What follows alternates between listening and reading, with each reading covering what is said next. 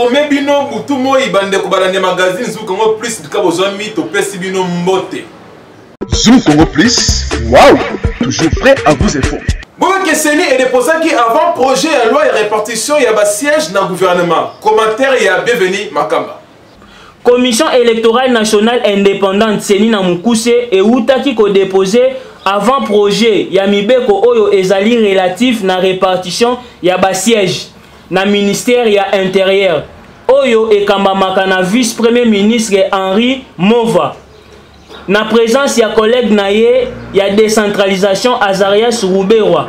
Selon avant projet ya loi oyo etali makambo ya ba répartition ya ba siège et lobi ke mboka na biso ezali na 181 circonscriptions électorales pour na ba députation nationale. Selon Jean-Pierre Kalamba oyo azali rapporteur ya Seni alobi que loi oyo ne ekomema ba député ya 145 territoires na ya 36 villes na compétition ya élection. Pour na biso na Zoom toko continuer ko zoomer na affaire oyo ti na suka. Commission électorale ya République sud-coréenne baza ko douter makasi na utilisation ya ba machine à voter. Tolai na commentaire ya Fiston Muyeka. Commission électorale ya République ya Corée du Sud, NEC na Mukuse, ba apporter ni soutien officiel ni aucune garantie na Commission électorale nationale indépendante ya République démocratique du Congo na o etali utilisation ya machine ya voter. NEC a exprimé ba sérieuse inquiétude na o etali introduction obligatoire ya machine ya voter na République démocratique du Congo. Malgré ba situation politique instable et environnement vulnérable, il y a faible infrastructure électrique na état ya banzela na etali lisusu to élevé ya climat tropical oyo et koki comme un mauvais fonctionnement ya machine à voter wana ezali explication au NEC après qui na communiqué cité par AFP.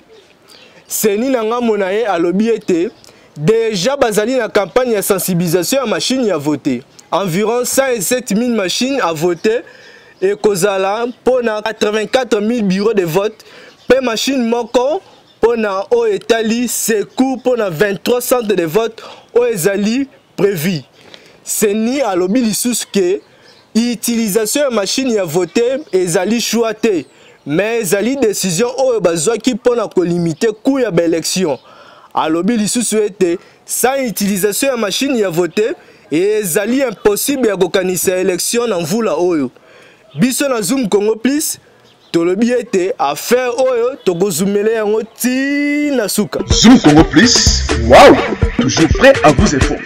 Bon que Jean-Marc Kaboun ozalaki secrétaire général ya UDPS a outi ko démissionner. Na yango tant population ba mona ki micro Zoom Congo Plus en tout cas ba kangi monokoté pour la kotalisa ba impression na bango. To kinenge bazumelaki.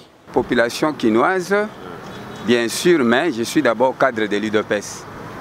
Je suis secrétaire national chargé de l'agriculture et développement rural. J'étais dans l'équipe de Jean-Marc Kabound. Alors ce n'est qu'hier, parce que je ne me suis pas rendu au siège, naïe à prendre démission naïe.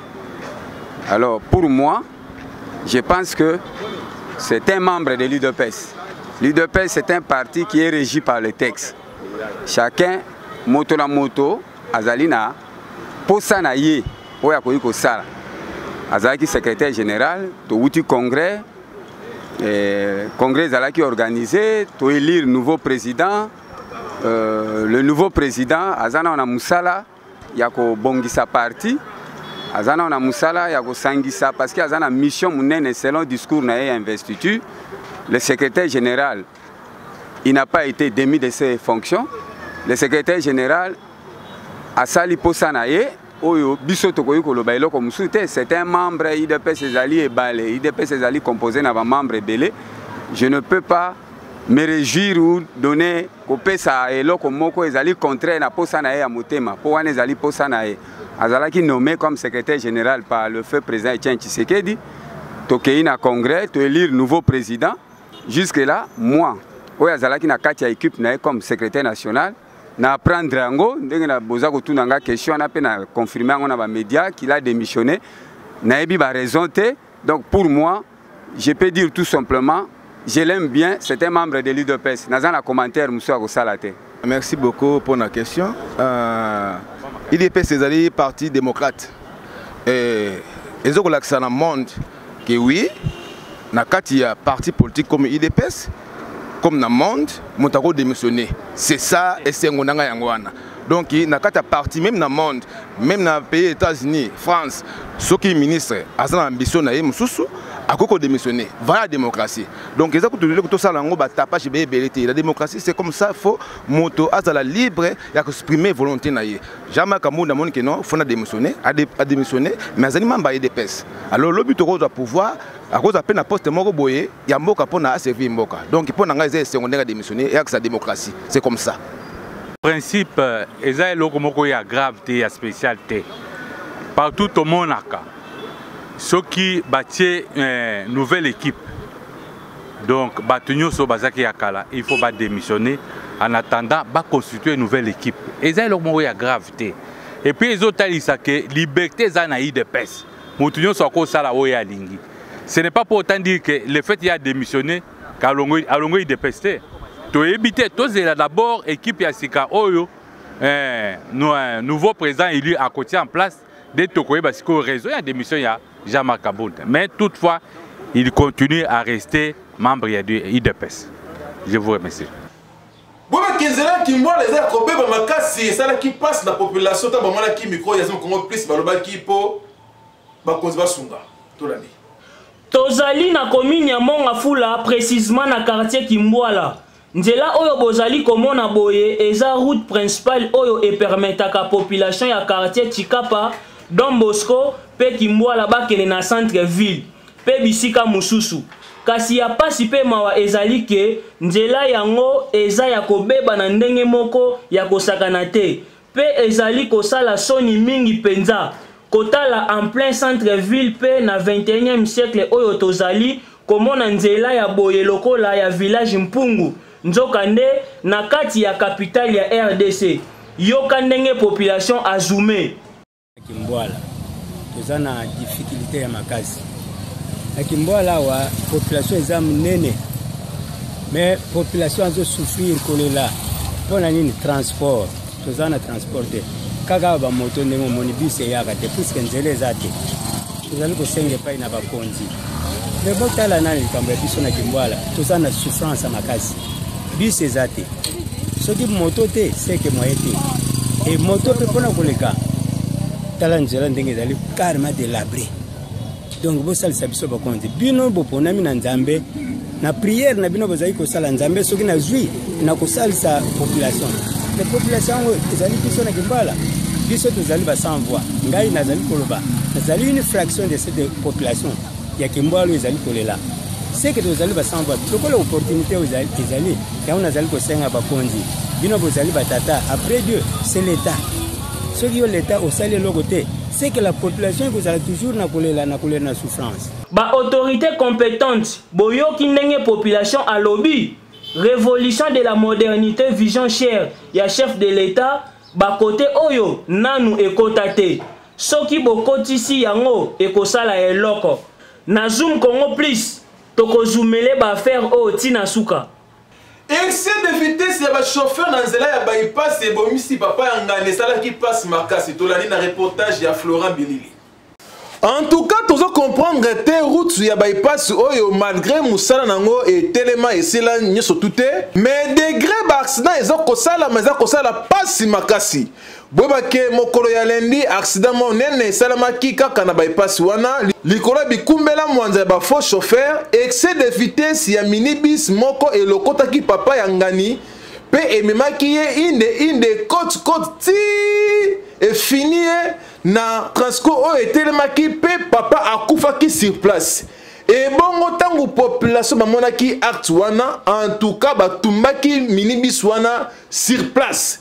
Pe chauffeur balukiye atiaki tout la musi ya za veut dire apakataki mbangu tina likosi bazwaki ete. Et bongo tangu batu bamonaki micro ya Zoom Congo plus bazanaki malobate toki baone balobaki. Papa ou a un fille avec deux jeunes filles.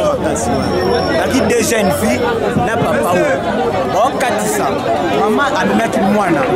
Parce que tant bon katisa, chauffeur o. azalaki na vitesse transport etelemaki nango awa ezalaki na problème te surtout bakatisa chauffeur oyo ya transport awaki na nsima tout apense ke atuki mutu oyo atuki mutu okende chauffeur oyo atuki papa infirme parceque jeune fille ameme mwana boye surtout batu ya retour abwaki mwana garçon azalaki nde boye na yambie telefone yango te panzani yango oyo mpona mwana na bol téléphone na récupérer mwana maman akwei kutu tindiki ye na matiti akwei tata wa film awakatisa boye mutuka ye etuti ye tokangi mutu akufi ale chauffeur akimi ale à ce moment là aye susu chauffeur mutuka simakini akimi tala tokosenga na bino ba chauffeur bozala pe na motema pio tango boza kokumba mituka po boyebi ke ba kokumba milimo ya bato kasi banyama te awa bobomi papa ya ngani nani akobokola famille na ye en tout cas esali pasi makasi nango pe biso somo kongo plus totombeli famille ya papa na biso oyo ba condoléance en tout cas nzambe azwa molimo na kimia pe abatela libota na ye tokolemba te ko conseiller bino ba chauffeur ti boko changer autre ba quitter tolobi ba habitant qui sait so ba ko souffrir makasi na ba problème misatu ba kezali problème ya courant ya mai pe anzela na yango tamba mona ki micro ya Congo plus bande ko batira ki kimia te ba belela ki na ba konti ba sunga bango tolandi na reportage oyo bozo mona eza na ngongomba ya Kilimanjaro te kasi eza ba érosion oyo esalemi na commune ya Kinshasa zali kosala pasi makasi na ba habitant ya commune oyo baza kolela po na ba problème ya nzela pe esuki wana te baza lisusu na ba problème ya courant pe ya mai koto ezali kobima na pasi makasi na yango tango bamonaki micro ya Congo plus bazangaki maloba te toki bango na Kisenzo na balabala wonga awa na Kisenzo siko ya na balabala wonga tozali boye tozalaka na muindra te baninga bazo muindra mebiso muindra ezalaka te mabulu oyo ngamutu nakoka kutambola te lupango ya ngamoko na sewana kuna nakoka kukita te navanda kaka wana lupango natambola kaka wana lupango mwayi kutambola bisika distance ezalaka te pona banzila ezali mabulu na mabulu biso tolaki senso tola pass av matala nzela libulu tosuka mai pasi courant kutu mwa ete tosengi na bakonza mboka ba ede biso basunga biso banda kuna ntala mabenge komi ko elibenga to kompeda mwa ete atoli to kufa na biso kala mbula mbula waso ebeti banda ko ekiti na libengi to kufi tozo ko regretter penza na ndenge gouvernement ndenga tika biso boye tala bambula zoko buka biso banda kutala bakazalaki bakimi donc tozo comprendre te do mula muke ko beta kaka banda ko fe bukana do biso mo nde toza bo to kona ko banga bakonzi bosala eloko pona population ya Kinshasa oyo ba député botelema pona kolobela Kinshasa pe kosunga ba habitant ya quartier oyo pe ya commune oyo bako souffrir ba beleli na bino po kala te awa pe ba élection eza kobanda bozwa ger tolobaki te er yango yo ya kobongisa na ba secteur na bino enfin ke ba ko voter bino lolenge esengeli.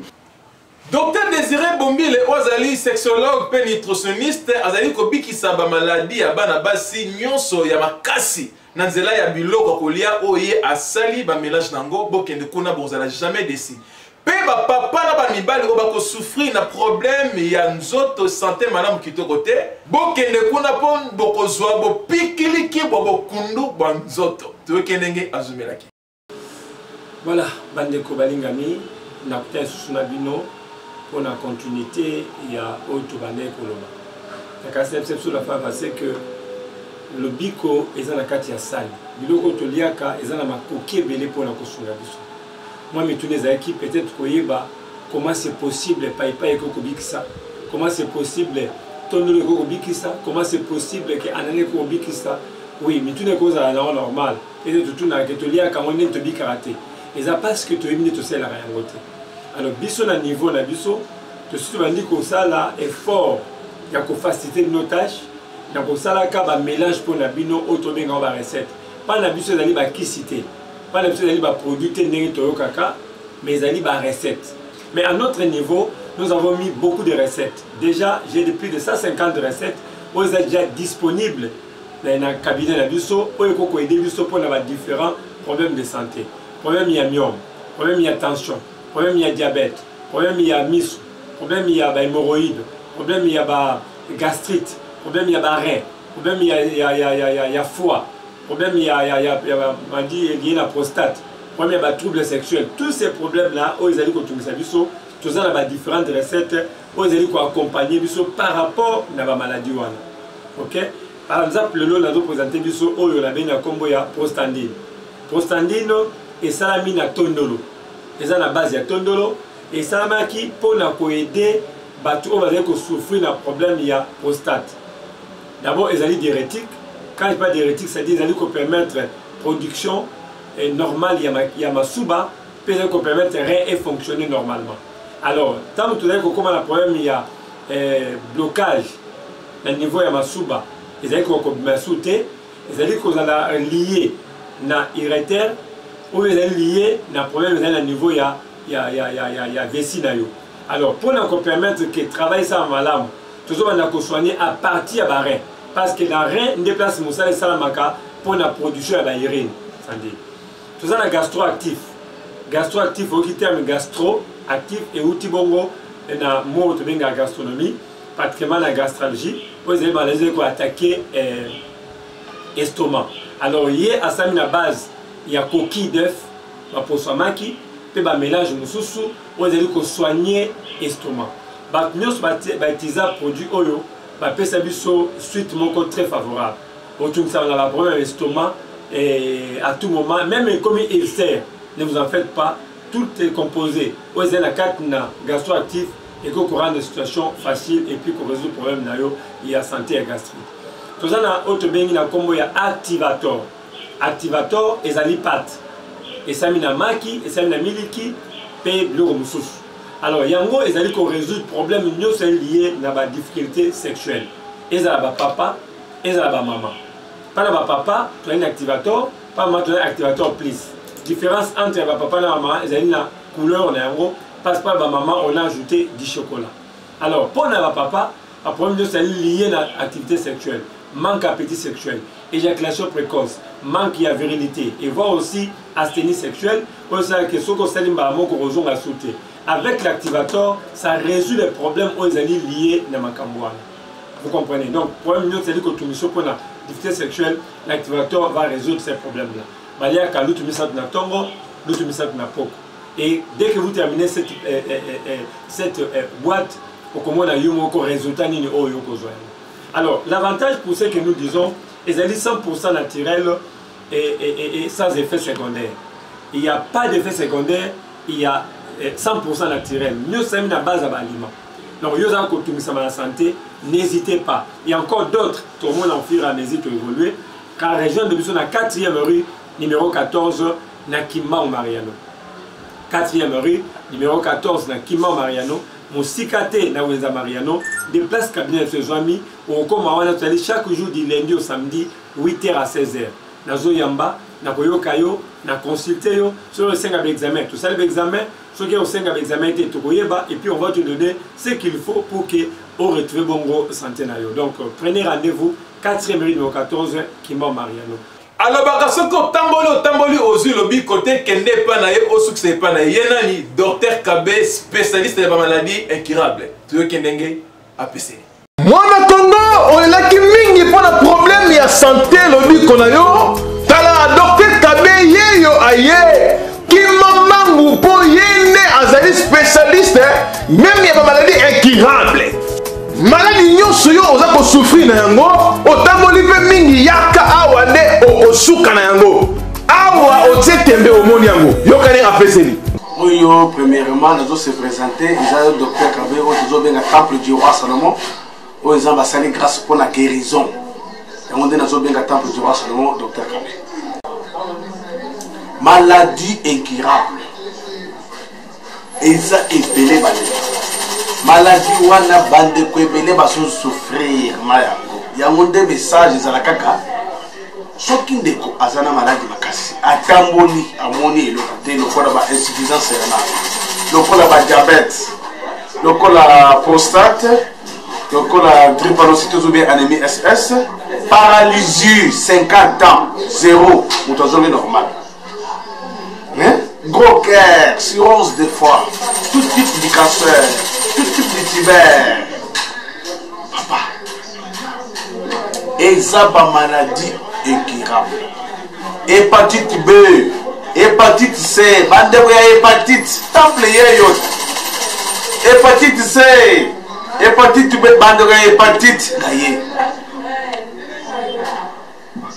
Tout type des hépatites.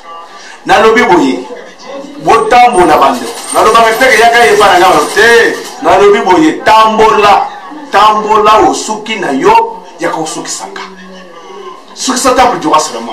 Papa, premièrement, tous à la commune de Kinshasa, sur avenue Kabamba, numéro 59, croisement Bokas.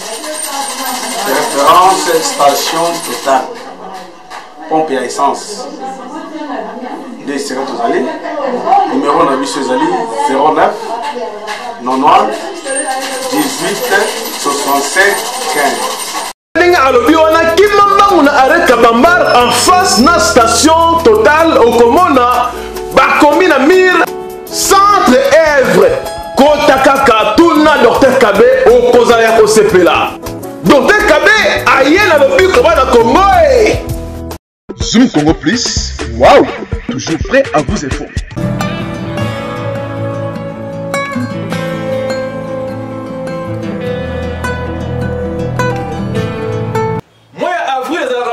Christo va célébrer Pâques, car na kati ya Pâques yango mingi ba chrétien ba raté ce qui Pâques et la kisili ni pe ememakani na bomo ya ba Christo. Na yango zo Congo Plus ekutana ki na Dr Ben Chamay, azali responsable ya église Amen, a expliquer ki na ba Christo Pâques ce qui ezali nini. To la ndenge a expliquer ki. Merci beaucoup.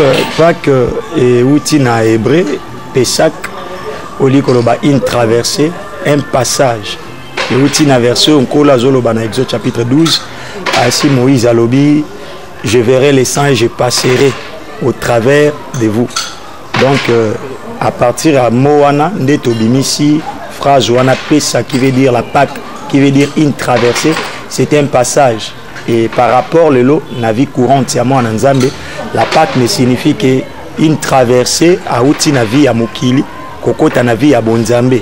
Donc quelqu'un qui quitte le monde vers la vie de la foi dans le Seigneur. C'est ce qu'on appelle aujourd'hui la Pâque. En fait, toko kikolobé la Pâque aujourd'hui dans la réalité, c'est ce qui est dans la ombre.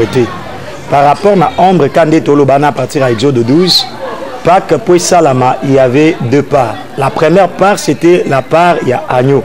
C'est-à-dire, dans Israël, chaque famille devait s'approprier un agneau.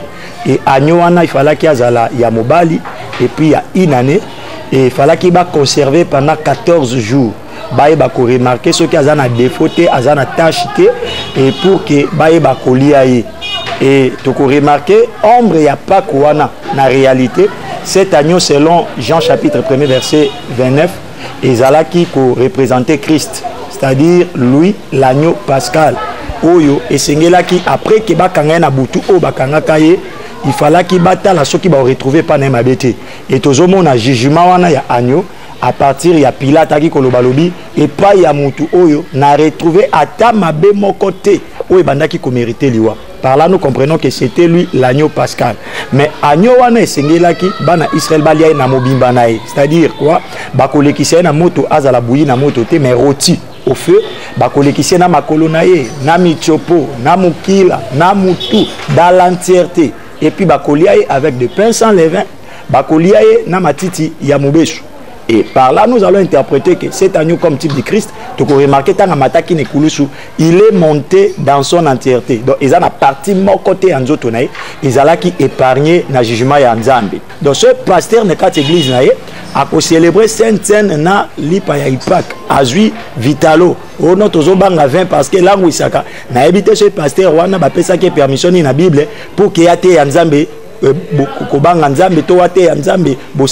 Lui le maître a sali angona 20 baye koli basali na 20 pasteur akobana ndenge nini banda kozwa ba vitalo mususu komona azwi mai ya ngai surtout là dans les intérieurs bakozwa mai ya ngai bazwi na kwanga ya makasi balobi ba célébrer la Sainte Seine. Ça c'était un modèle des hommes, ce n'est même pas un modèle de Dieu, c'est anti-biblique. Oui, tokotia mai na munokote, nous dirons clairement que c'est lui qui est en train de célébrer la Sainte Seine en dehors il y a modèle oyonkolo atika kiyemoko, c'est-à-dire que na vino na pesa levé en dehors il y a ba air parce qu'il faut aussi qu'on parle des airs. Donc on remarque Agneau Pascal Balia qui est entre les deux soirs. Or nous savons que le premier soir c'est à 18h où introduit Arabutu, le second soir c'est à 6h où il y a Kakosi Lissabutu. Ce qu'on a millier à 18h na 6h, ça fait juste minuit. Et donc on remarque que Kolo a introduit ça qui Sainte Seine c'était à minuit. Au Koya qu'on remarque dans Actes des Apôtres chapitre 20 verset 7, l'apôtre Paul en train de célébrer la Sainte Seine, il a fait ça à minuit. Donc bah bazo ça la Sainte Seine à Moï et ça modèle Yabatu. C'est un modèle, je dis bien anti-biblique. Et Moutounion oazo to sa maloba nzambe à côté sa modèle laissé par lui-même le Seigneur et avec les apôtres. Oui, le Seigneur a dit ceci. À tout moment, tant que la Sainte Seine, il y a des apports dans Katavia Mouananzam. Le tout premier apport, Ezali, au travers de la Sainte Seine, Mouananzam Azako c'est commémoré, c'est-à-dire Azako Kanisa. C'est un souvenir. Il y a Vio Yazalaki Nango n'a pas si Nakatia Mokili, mais il y a un agneau qui a été offert pour les sauver. Deuxième apport, il y a Sainte Seine Ezali Balobi. Quand vous le faites, à tout moment que vous le prendrez, 1 Corinthiens chapitre 11, verset 23 à 26, Balobi, Toza ko annoncé boye inankolo jusqu'à la fin du temps. Et likoloba pour que toyeba ko kanisa ko annoncer pas ya mokili. Bana nanzambe kinkolo otosali laka un jour akoyeba koya. Une manière aussi de l'annoncer, c'est au travers ya coupe ya communion oyo toza kozwa nanzela ya elambo babengi na français Sainte Seine. Nous sommes l'Assemblée messianique. Amen. N'a précisé bien Assemblée messianique. Amen. Tozwami na avenue Kianza numéro 5 na commune ya Masina.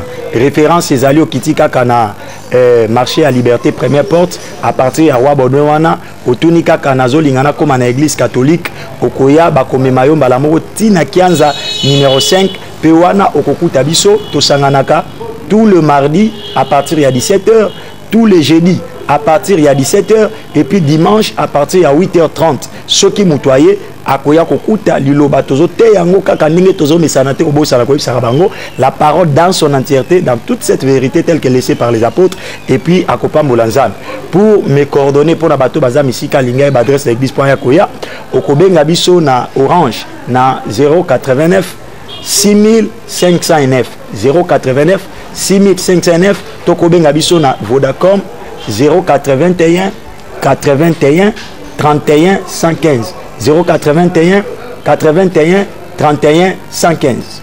Tokomi na page rose que couple il faut pas souhaiter ba joyeux anniversaire na bana bango na kombo ya Gadson il faut pas pêcher Sharon il faut pas et ce que on a été bobape que Judith Safi Makusa yepe a fêter anniversaire na yepe to souhaiter bango nyonso ba joyeux anniversaire tout l'ami. Joyeux anniversaire, joyeux anniversaire, joyeux anniversaire, pour ton anniversaire, qu'on soit tout pour te plaire, joyeux anniversaire, nos vœux les plus sincères. On est tous là pour toi, dans l'amour et la joie. Tous tes amis sont là. Ce soir tu es le roi. Si on chante c'est pour toi. Oyo ya détente nanzela ya WhatsApp show otsela bino pona kosala bino bien na bandaku kosekisa bino moi ambiance na famille pe ekota bola na WhatsApp show ya lelo soki ezali nini.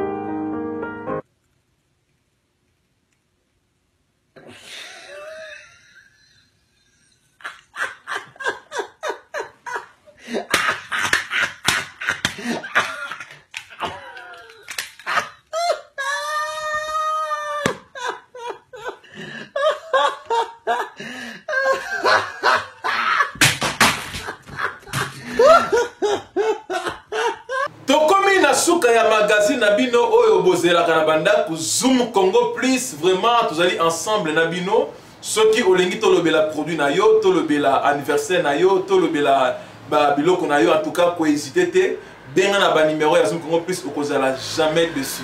To pesi mbote na Nenette Makousse kuna na France eskezwamie na bande ko nyos ba ko na biso même libana mboka, vraiment on est ensemble.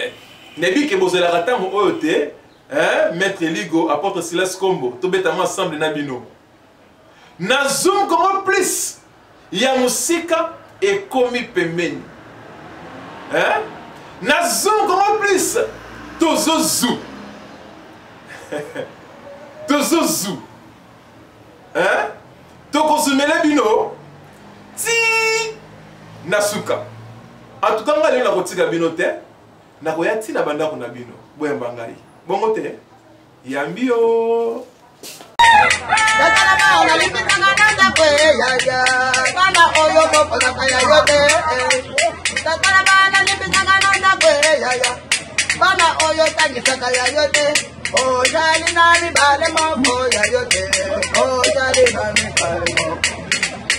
Oh, tango kota kili bala, oye bizinda mbete, tamba zili yo mbanda, okoni, kolo yetu yaka, kolo yetu yaka, no kuyaki, bata mbanda na yo, kukunda mukinde, oya kukandi akandi.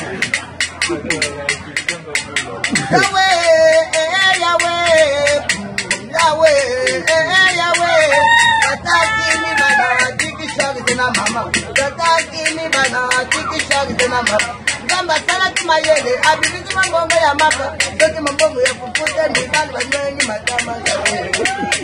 Nibali basala kate basirego, bakoti na lilo babako sabaliaka mesinuteza.